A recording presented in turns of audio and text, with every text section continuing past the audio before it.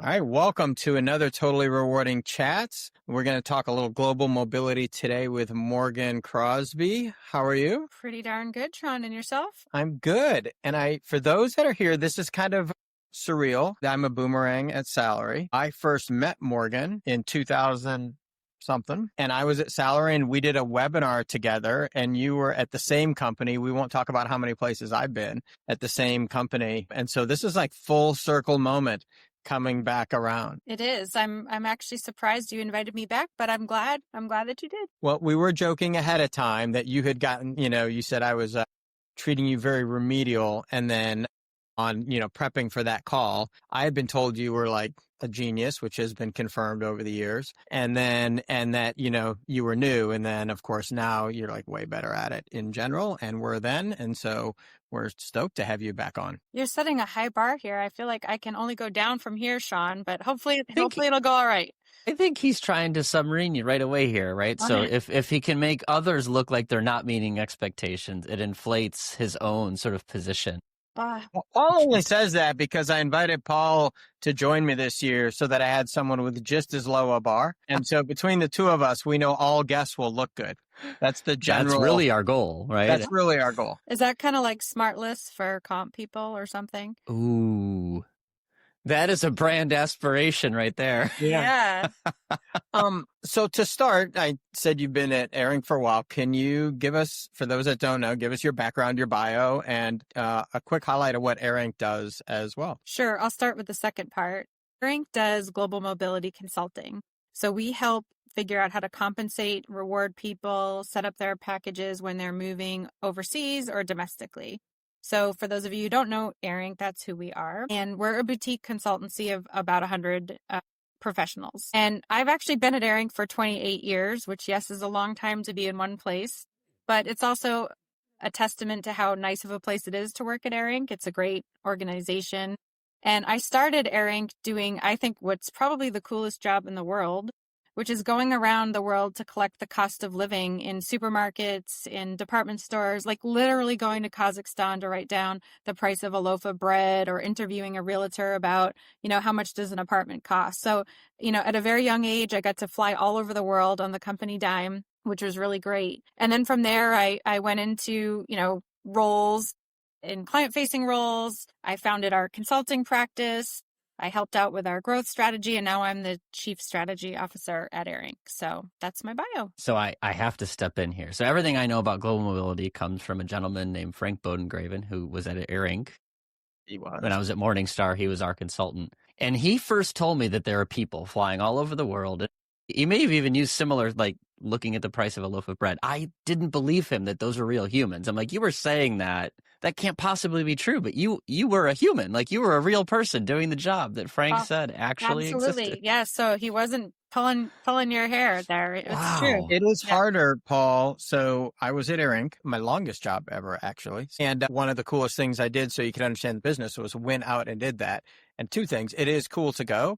It is way harder than you think. And then in just karma coming to get me, they sent you with this like binder to go fill out all this information. Back then, where I flew in the Caribbean, they took my binder. And so I had to go, but it is legit, like it's a legit 3 to 4 days going, collecting thousands of stuff at multiple stores. And there's a map. Like it sounds like Morgan makes it sound like you just tool around. I go, out to eat 2 or 3 times, write some prices down and check out. It's a ton of freaking work. Yeah, that's wild. Literally didn't believe it just from the standpoint of the scale of data collection and what that would imply, given the level of, and I'm sure we'll go there, the level of granularity that the problem lives at, right? It's not, I want to move to China. No, it's, I want to be in this neighborhood, in this city, doing this thing. And that's just a lot of information. So I had a hard time fathoming the human scale necessary to do that. That was a blast from the past too, with Frank Bodengraven reference. So the speed round, Morgan. Very important questions. Are you a coffee or tea person? Coffee. Knowing where you had been, favorite location you had been to for surveys? Cape Town, South Africa. Well, that came quick, actually. Yeah. Okay. You had, I kind of know where this is going to go, but you have a weekend away all of a sudden. Do you want to go rough it in the woods or a posh weekend away? totally posh weekend away. I just got back from the Cotswolds where I stayed at a very posh place indeed. So yes, I'm a posh girl.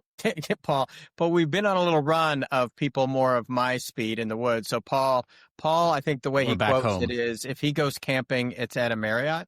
That's right. Yeah, a low brand Marriott is roughing it for us. Yeah. I hear you. Marriott's a very good brand, but yes. Love them. Yes. Love them. Absolutely. But some of them are rough, and I'm not afraid to worry about that. Which is ironic as we talk about pay bands overlapping at times, Paul. That's like the high end of my lodging That's band, right. and it's the low end of your band. That's right. Your favorite band? God, that's a tough one. I'm going to have to say Guns N' Roses. Ooh. Yeah. Appetite for Destruction era. Yeah, there was an era there where that is worth more than others, for sure. Yeah. The raw sounding Guns N' Roses. Yeah. Totally. And then the last one, hopefully not too hard. Are you a crunchy or creamy peanut butter person? Do I have to decide? I'm just a peanut butter person. Wow. But Okay. but there can't be 2 jars in the pantry, right? Like, do you have both jars in the pantry? I know. Well, I kind of like buy one time and then another one the other time. But I guess if I had to choose, it would be creamy. Okay. Yeah, that's the usual way I frame it is you have $3 and you go to the store. Although, can you buy peanut butter? I guess we could ask you where in the world you can buy peanut butter for $3, Well, $3. See, the thing is, it's kind of an American thing. So if you go to a low-cost place, it's not something that's low cost because it's imported. And we're going to get into this part today because when you're compensating somebody who's used to buying, really good peanut butter and you send them to Kazakhstan where they don't eat peanut butter. I don't know if they do or if they don't. It's imported, so it's a lot more expensive, even though maybe locally produced goods are cheaper. No, that's fair because I definitely am a, 4 or 5 day a week peanut butter and jelly. Like I would fall You would bring it 100% in what Morgan's talking about, like to eat like I normally eat and be somewhere. I would have to import that. So as we segue over, I think for the sake of everyone, and then we can dig in, give us just kind of an overview of a mobility program and the types of programs that a company might use to, put somebody somewhere else. Sure. So mobility is all about moving people either domestically or internationally. So their job is moving. And it could be for new hires or for existing employees. Increasingly, it could also mean that the function's working on remote work cases, especially if it crosses a jurisdiction, right? So, even if, Sean, you go from Massachusetts to California to work remotely, there could be ramifications, right? So when you cross jurisdictions, mobility often gets involved. Immigration-only cases, mobility gets involved. So it's about the movement of people and kind of adjacent, considerations around that. And so because of that, there are different plans or policies associated with that. And I'm guessing that's what you meant when you asked about plans, right, Sean? Yep. And this is when it gets super fascinating because this is when the comp world intersects with mobility, which I think is the coolest part about mobility, to be honest, the compensation side. So you can have 2 types of mobility. You can have assignments, which are temporary. I'm going somewhere for a little while, but I'm expected to come back. Or you can have transfers when I'm sending you somewhere and you'll probably be there indefinitely or for a long period of time. And this has a big bearing on how you compensate people. Because if you're going temporarily on an assignment, I'm typically keeping you on your home rate of pay, but then I have to balance out that home rate of pay. The tax rates are different in the host location. Peanut butter costs more or less. So you have to balance out that home salary. Whereas if I'm moving indefinitely somewhere, I don't really want to do that home-based approach because it's super expensive. And over time, it just doesn't make sense to keep somebody anchored to their home comp plan. And so that's when you would transfer to the host location and host compensation. So those are the typical plans. I have more to say about them, but I'll pause there so I don't go running on. Do you have any questions or comments? Let me ask a follow-up. So Sure. Again, everything I learned about mobility, I learned from Frank in 2012. At that point, it felt like there was this interesting inflection happening in mobility where there was a desire to move away from these sort of balance sheet kind of host-based approaches. Was that a flash in the pan? Has that come back? I guess talk about why was that? Like what's created this tension around how you structure these things and how you would make those choices? Yeah. So, ever since you first met with Frank until today, the home-based balance sheet, that's that temporary assignment where you're paid on your home rate of pay, that keeps declining in use. And the reason is it costs a lot of money. Like it can cost 4 times the employee's salary, sometimes a little bit less, sometimes a little bit more. And so if somebody makes $200,000, all of a sudden they're costing you, $800,000. That's a huge cost to the company. So those are used sparingly. And when you absolutely need to do it and it makes sense to do it, right? We see this a lot still in the oil industry or manufacturing, where I really do just need to send somebody over there to get the job done and bring them back. So it still has a place. But because of the cost, people prefer using a host-based assignment or transfer, because if I move you to the host location and I just pay you based on the cost of labor rate in that location, and I don't protect you against additional tax costs, I don't care if peanut butter costs more or less, I don't do any of that stuff, it's a lot less expensive. And part of the reason we can do that now is companies have gotten a lot better about talent planning. They used to say, hey, I'm going to send you abroad. I'm just going to, put you on a home-based package. But now they've said, hey, how long are you actually needed there? I'd rather just pay you like a local if you're going to be there indefinitely. Yeah, that's where the challenge hit me when I was in my Morningstar days. Was 3 years was a somewhat common assignment, which doesn't feel that temporary. And, life finds a way, and 3 years often would manufacture itself into 5 years or 6 years, or wow, they're still over there. And there was this memory of, but it used to be, posh to be an expat. And now it didn't feel so posh, particularly since we were moving people to, I don't want to call them low-cost locations, but not American standard of living locations. So, here I am sitting in a very, very large house by global standards. You're not going to get that if you're moving to Hong Kong or if you're going somewhere else. So we had a real tension point around, it doesn't make sense to move you and have you live like royalty right next to our employees who live very differently. Yeah. So it was a real difficult cultural tension, but we also wanted that person to go, right? It was really important to the business to get that person that we really believe was the right person to lead or to build or whatever the thing was. So it was really hard for us to navigate that trade-off. I think that trade-off gap has changed too, Paul, with the amount of talent that's out there. So oil and gas has a very particular skill set, and you're like, I just don't have anybody else but Morgan to go do this job. I'm kind of forced in that corner. I think if we're looking at a comp consultant and you're like, do I really need a comp consultant in this location? Can I do a remote? Can I hire someone local? Can I do whatever? You've got to validate that gap that's in between there. And so consultancies, like Air Inc. have come up, with these packages that allow you to kind of, get the talent where you need, but the CFO is not going to freak completely out about why you need it. And I also think people want to go. I think that changed over time as the world got a little smaller. You're like, hey, Paul, for your career, I'm going to send you to the UK. And, that doesn't sound so bad to you. You're like, oh, I'll go. And to your point, you're not going to get wealthy doing it, Paul. It's for your career and other stuff. But you're not going to make a ton of money off it. Yeah. And this is where I think comp professionals have some challenges, right? Because you think, oh, I've benchmarked all of my salaries. I have a great global grading structures. I'm sending somebody from Singapore to Malaysia. I'll just pay them based on the cost of labor in Malaysia. What's the big deal, right? And the fact of the matter is, unfortunately, the salaries in Malaysia are a lot less than in Singapore. The tax rates are higher. You're going to lose some of your ability to save or to spend when you do that, right? So as much as people want to use a host-based scheme because it seems great for the company, it's not so great for the employee. And we call this affinity. There are just certain country combinations that have good affinity where the wages or the tax rates or whatever are similar. And then there's ones that just have terrible affinity. And so, Singapore to Malaysia is a classic one. US to anywhere pretty much is a classic one. The dollar is so strong now, it just, it's hard to send anybody anywhere. But that's when comp professionals really do need to pick up the phone and call mobility and say, am I going to have a problem when I try to move people between these locations? Because to Sean's point, you might have to do what's called a local plus package where you give them the local rate of pay, but you have to add a little bit of something on top of that.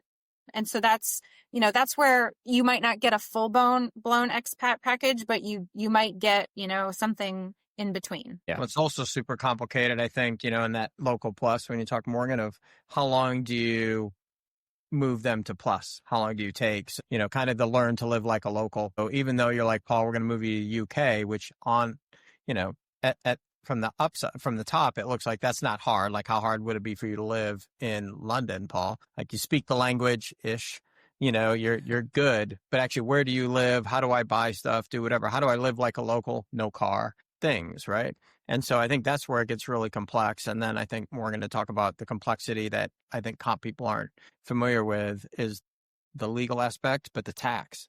Tax is crazy. It's a huge consideration. And you mentioned Americans, like you can't break tax residency here. Yeah, that's the thing. You've got, on the face of it, there's the difference in tax rates. So let's say in one country, the tax rates at your salary level are 20%, and you're going someplace where it's 40%. We're going to Belgium. High taxes, right?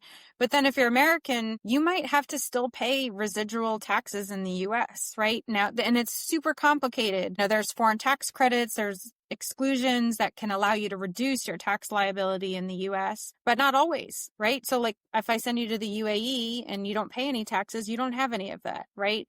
So that's where this concept of tax equalization comes into play, where you have the employee pay what their stay-at-home rate would be, and the company covers all of the tax costs. And that's what you get on a traditional balance sheet, and that's super expensive, right? So there's a lot of ways to mitigate that, but you're not getting over the fact that the tax rates are not the same everywhere in the world. So with all that in mind, Maureen, like now we've basically said it's really complex. And I know we've got, the global job grades and everything. How do you work with companies? You were just in particular, how do companies come up with a successful mobility program that aligns, not just picking the cheapest way or just moving everyone one way? How does that design happen? And then where do you see that overlapping with comp? So, this is something that has to be very carefully determined, right? First of all, companies have to define what is their philosophy of how employees should be remunerated when they go on an assignment, and when is it okay to veer away from that. So some companies will pick a no loss, no gain philosophy, and then that means they have to use the balance sheet.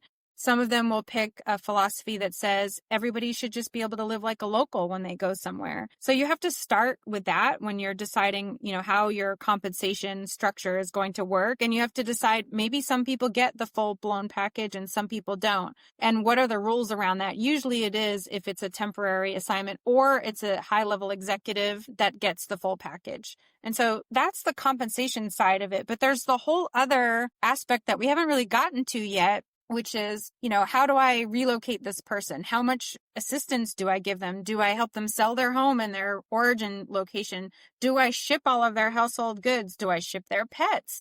Do I help with the spousal visas? Like, there's all of this ancillary stuff that you have to add to these packages. And generally speaking, companies these days will have several tiers. They'll have a top tier, a middle tier, and a bottom tier for addressing the cost or how much we want to invest. But there's a lot more to it than just how do I pay them? Yeah. Philosophy is a strong word, but like there's an interesting parallel with the way that comp people think about comp, right? Which, cost of living is a word we throw around a lot in the comp world too. Like, hey, it's really expensive. I need to make more. And often our retort as compensation professionals is, look, you control how you live. Like, it's not my job to manage what house you live in, how many cars you drive, right? What food you eat, right? Not my business. I found in mobility, you kind of had to deal with that business, right? So if you're moving me with 2 kids, a car, a house in the suburbs, there's going to be different needs than if you're moving Sean, whose kids are off the payroll, right? So you kind of had to get into their personal business, if you will. Like, you had to have more familiarity. I guess, how do you educate people on that? Like, is it wrong to worry about that? Is that just the deal with mobility? Is you have to personalize a bit more than we would ever really consider on the comp front alone. I see Sean's, Well, I was going to ask you to add to that, because the part that's interesting there, Paul, is to have Morgan add to that. It's from a data standpoint, right? Because the gut reaction is, I'll just go grab how much peanut butter costs here and how much peanut butter costs in Kazakhstan. I'm fine. Like, that math isn't that hard. But when you answer the question, like how you move people, you can do a better job, Morgan, talking about kind of the spendability patterns, like how you purchase, because it's not a one-to-one. You don't buy one car and one peanut butter every year. Like, you buy multiple things through the year. So I don't know if you can expand on that too, Morgan, because that helps lay the context for the complexity about moving people. You can use the example, and I use Japan a lot, because the Japan shopping basket is pretty easy to get your head around. Yeah, I mean, it's interesting. So we'll address the Japan thing. Like, if I go to Japan and I want to eat a steak and a baked potato with sour cream, it's going to cost a fortune. But if I go and I eat noodles in the noodle shop, it's like $2, right? Literally, even though Japan is very expensive. So philosophically speaking, we can say, I don't care if you want to eat steak. To your point, Paul, you're going to Japan and I expect you to eat the noodles, right? The locals eat it. That's fine.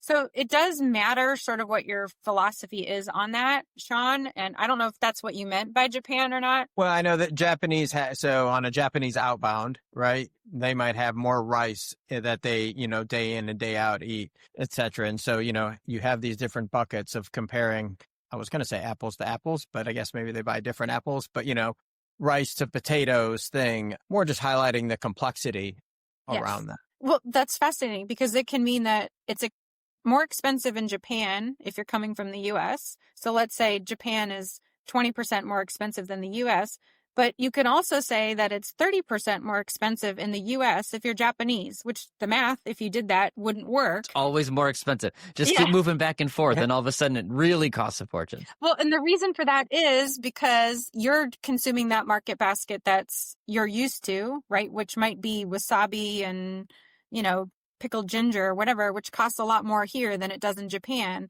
So, it just depends on what you're looking at in that market basket. So it can be expensive in both directions. But if you go back to the education thing, like if I send you, Paul, on assignment to Kazakhstan, you're not going to be able to send your kids to the local school. I mean, you could, but that would be really difficult. Not going to go well. It's not going to go well.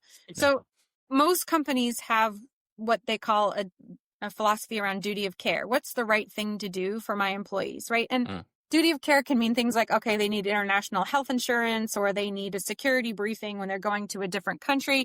But it can also mean, hey, you know what? It's not reasonable to expect that Paul's kids are going to go to the local school, compensate him for that or pay for that. Now, you can do that by giving you a full-blown expat package. You can do it by giving local plus. You can do it a variety of different ways. But those are the kinds of things that you just can't get away from when you're sending people to maybe more far-flung places that are, don't have as big of an international community. That duty of care is a good word, actually. I think, Sean, we should jam on that a little bit more on the pure comp side, too, because I think in many cases, and I've said this myself as a reward leader, like it's not my job to care for you, domestic employee that I hired. Like I pay you a market competitive rate. You've got to make some choices. Whereas it's a little bit different with mobility because you're asking people to move. If I just raise my hand in this sort of digital nomad day and say, I want to go live in Kazakhstan, I imagine your answer is different than if the company is saying, no, Paul, we need you to start up a plant in Kazakhstan, right? Is that part of the trade-off too? Is like, where did it come from? Whose idea was it? Totally. And a lot of companies now have what's called employee-driven versus employer-driven packages. And the first question that people ask is, well, who initiated this? And in some cases, that's clear-cut and we really know. And in other cases, the business will try to contort the answer to what they want. Sometimes the business wants to give the employee more. And so they say, oh, no, I asked them to go. And sometimes the employee is being, actually told they have to go, but the business will say that, no, they raised their hand. So yes, in theory, when people are not lying, yes, if you go to Kazakhstan because you raised your hand, you would get basically an immigration assistance to make sure you're legally able to reside there and work there. And maybe a tax briefing to make sure you file your taxes because it doesn't look good if you work for company ABC and you don't pay your income taxes. And that's it. That's all. We wouldn't pay for your flight. We wouldn't pay for anything if you raised your hand. But if you haven't raised your hand and it's critical that you go, you get a lot more, at least at minimum, a relocation package. I mean, the thing that I always found the parallel, Paul, is there's a pay philosophy, and in every company seems to have a pay philosophy. And they have it on paper and it's there. And then how quickly you deviate from the pay philosophy. It's almost like a race between mobility and comp. Who's going to deviate from their pay philosophy the quickest based on that first exception. And I know in mobility, exceptions are it's a whole exception handling process thing. Like in mobility, literally just exceptions have a category. It is a big thing in mobility, unfortunately. Although I will say that some of the packages, the policies that we were talking about have been adapted to be more flexible to reflect that employees might have different needs. And so that's helped a little bit with that.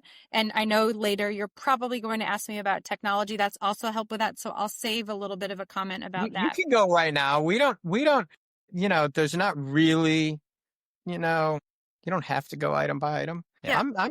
Paul will talk about technology. We always love to talk about tech because Yeah. I think it is because I think the flexibility within a framework is always a good thing, right? Like, how do you put some control so you're not just like, I like Sean, I'll give him, $50,000 more, right? Like, how do you create some structure so that you're not all over the place? But, do I want to move my dogs, but Sean doesn't have dogs? And, should he lose out on value essentially, or should I create more cost for the company? So I understand the need to be flexible. So I guess talk about how that has gotten easier, because that was really hard. I remember personally having to approve, whether or not the dog could move. Can the car go with them? Because that's the way mobility was done in 2012. So I'd love to hear about how that's changed in the past. Sure. I mean, in the past, we used to move, a 40-year-old white guy with 2 kids is what we used to do, right? Sorry to use a crude example, but that's the way it used to work. And Just call him Paul. Just call him Paul. Yep. It's fine. You call. And the bias was in the policy that we were moving Paul, right? And you could, if you read a policy from 10 years ago, you could read that right there in the policy. Yep. It would be clear, right? And now companies have recognized that, no, we're moving all different types of people that have all different types of needs. And so some of the ways that companies have managed this, some have gone to a cash lump sum, which is dreaded by many in the industry, but loved by some. And so a cash lump sum is a way to kind of help, hey, for those things that I don't want to get involved with, your personal needs, here's some cash, go away and use this for that. Some do what's called like a managed relocation cap, where they total up what they're willing to spend on you, but say, hey, here's a whole menu of services, but pick the things that are meaningful to you. I still spend on you what I was going to spend on you, but you get to pick what you want. And some do this like point system where you get 100 points and you can spend, this many points on that. And the technology has started to come in so that you can log on as the employee and go on and pick these services. And in the past, that didn't exist. And there were pioneers in the industry that said, hey, I want this in my program. And then largely RMCs, which are relocation management companies, or in some cases, the assignment management software companies, they adapted their tools and their technology to be able to administer those programs. And it gives people more choice. Yeah, that's where I feel like in my 3 corporate stops, I experimented with every single model possible, like thinking that I was innovative and just honestly, I probably just found all the downsides of all these different approaches. But I did kind of land on preferring like a hybrid, like here, you're always going to need these things. You're always going to have to move some stuff, your house, right? That's sort of a given. Right. And I don't want you to worry about the cost of that. But I'm going to give you a choice within a budget for all the other stuff that's not normal, right? If you have pets, if you have cars, if you have a boat, like that's not on me, that's on you to an extent. So here's 20 grand worth of moving costs and you can spend it how you want. Like, and that was not possible in 2011 because the programs weren't built that way, but it was possible by, 2020 when I sort of took my last bite at the apple, right? The technology thought that way. Like you tell me what's included, you tell me what's a flexible spend, but don't make the employee go figure out how to do it. Like use these vendors to make it easy and simple, within a relocation envelope. So I found that flexibility was super helpful and the tech made it possible, right? Where I could get good visibility to cost. The employee had one place to go to sort of get everything done, but I didn't have to talk to Sean about his boats and, because it's like, I don't really care. But if you want to spend money on that, great, have at it. Like you can use your flexible allowance for that. Yeah.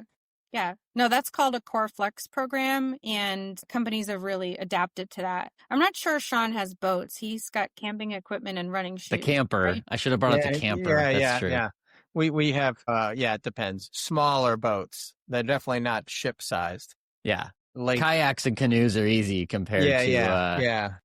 In fact, we know Sean might be cheap to relocate. Let's give him a lower cost package if we do move him. Well, that was part of the challenge, right? Like there were people who you knew were going to be a bit of a pain about moving, and there are others that were ready to live like a local, right? The citizens of the world that always adapted.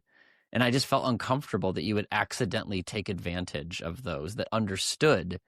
If I'm moving to Hong Kong, it's going to be a small apartment. Of course, I'm not going to have a car. my kids will be okay, right? Like there are people who thought that way. And then there were others that were like, no, you really need to make this worth my while. And I think like that's I where tech expect comes this. in very much. Like I would liken it a little bit to comp planning, Paul, where you're like, I like him, I don't like him. He'll be okay because he's got other stuff going on. She's more money driven. Like you get into those thoughts, right? And the tech has allowed you to say, here's the Core Flex program for everybody moving to Hong Kong. It is what it is. Exceptions have to get called out. Like here's the exceptions. Like before it was like 5 pieces of paper coming up and it was a one-off thing. And now I think the assignment management system, which is, as Morgan mentioned, basically where all the assignees go. So you can look at it even globally in other places and say, we can be consistent now based on these affinity matrices that, a company will put together and say, based on you going to these type of countries, this is what can happen. And so it's less likely to happen. I also liken it to comp planning because it's still going to happen.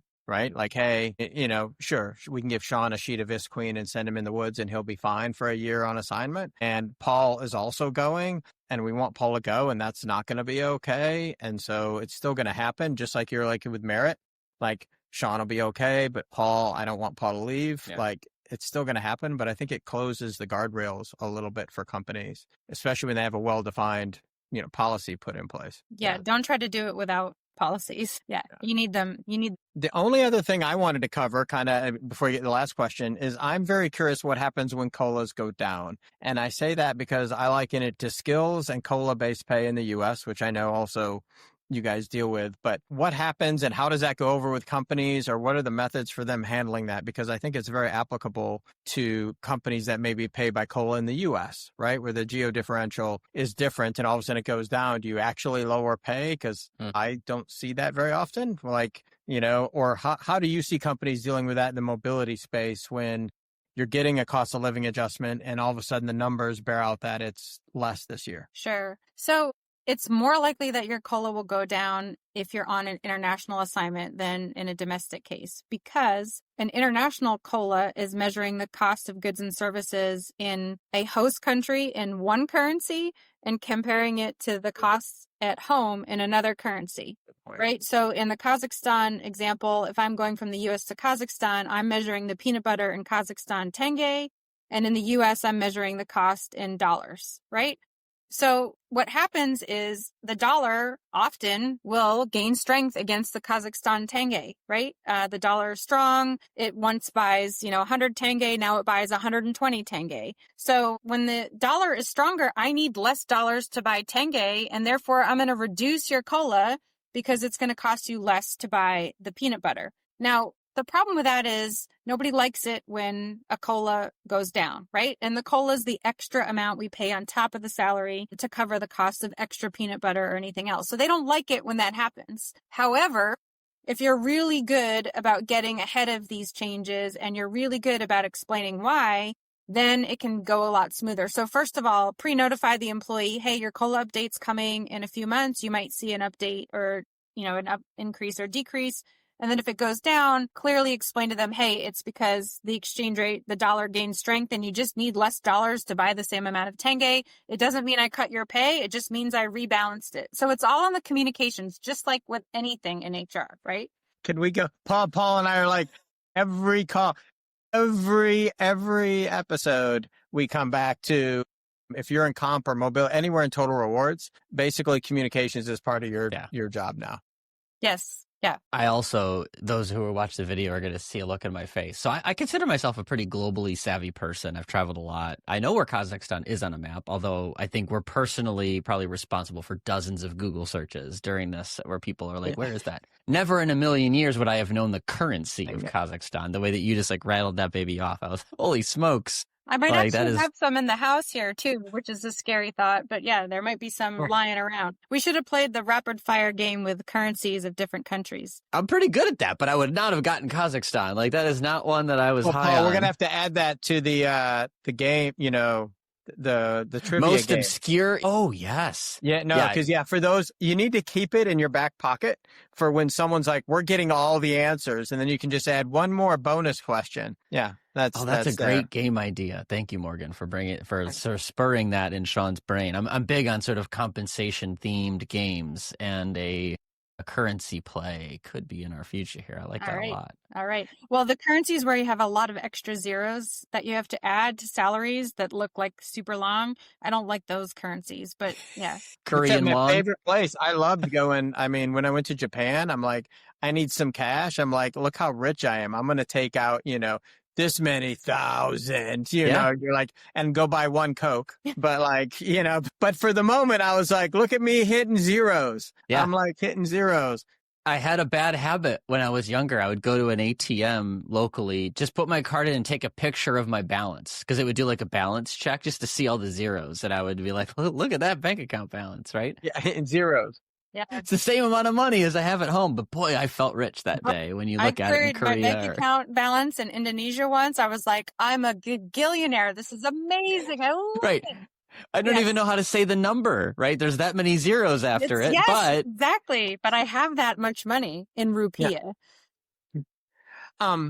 Any other like mobility things that we missed? Because obviously you're the expert. Like either landmines people should stay away from, or one or two key items that they should make sure they do. Like anything we missed? Well, I mean, first of all, you really need to plan properly. If you don't do that, you're going to have a lot of surprises and not in a good way. So, for example, we've all heard stories in mobility of an executive who gets on a plane, flies somewhere, gets to the border and is denied entry because they don't have the right visa or paperwork, right? So we have to plan properly. Another good example is you say, Susie's asking to work remotely from Spain and she can do her job from there. We just, grant her the ability to do that because no big deal. She can work from home. Now she can do it in Spain. Well, now we create some kind of corporate tax presence. The whole organization is taxable in Spain. So I think the thing is, if you're a comp professional and you've never done mobility before, call the mobility department because there's all of these things that can go wrong if you don't think about these items because there's a lot of compliance aspects to mobility and that's a huge watch out. So I would say don't go it alone. Make sure you bring in the mobility function to help you if you're in the comp department and you have mobility. If you don't have a mobility department, there are organizations, Erin being one, like make the call. It's worth the money. And jokingly, but not jokingly, I would say nobody wants extra accountants or attorneys in their lives. And that's who's going to show up. Like first and foremost, it's tax liability. It's it's legal visa issues. It's stuff and none of those are friendly people that you want. That's not the line of people you want outside your door. So it's well worth the time, for people that are listening that don't have a mobility department to be like, call before Sean's like, I just want to go hang out in Italy. I can work remote. I'm willing to do the hours and be in Italy for, this amount of time. And there's no nomad thing going on. And all of a sudden you're getting a note about, filing taxes and everything. Well, and if when I met Air Inc., it was because we didn't have a mobility department. We had an immigration department. And I think we conflated the two. And as a result, our experts around mobility were the immigration attorneys. So they would tell us we never had a compliance issue, but we had all sorts of problems with what's right? That, duty of care or just unintentionally being unfair locally, where now we are creating sort of kings and queens when we move people into a country and they're living posh, beyond the Marriott, living posh locally compared to the local team. And, particularly in this day and age where the fairness of pay within a country is in some cases being published. Think about the UK report, it is pretty darn obvious if you've got somebody making an outlier amount of money if they're of a certain gender. So it just matters more, I think. So the expert isn't your lawyer who's going to tell you how to not get stopped at the border.